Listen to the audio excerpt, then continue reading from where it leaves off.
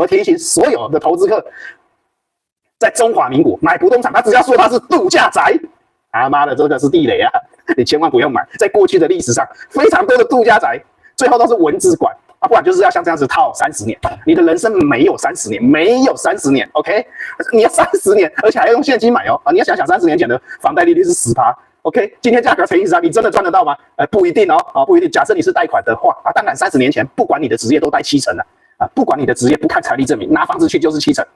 当然那是30年前的事情，大概30年前的事情。到今天为止，价格乘以3，你自己去算嘛啊，大家都很会算，大家都很会算嘛，你自己去算那个年化投资报酬率到底划算还是不划算？如果当你有出租的话，是不是就等于1间变成2间？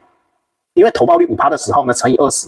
就会变成100%，也就是说呢，出租20年，你就这一间理论上你会赚回来，但是要扣掉利息那些，可能就没这么理想了啊。如果中间你会融资，会拿着钱再去赚钱的话，再去做生意的话，那是另外一段。也就是说，不动产是底层基础，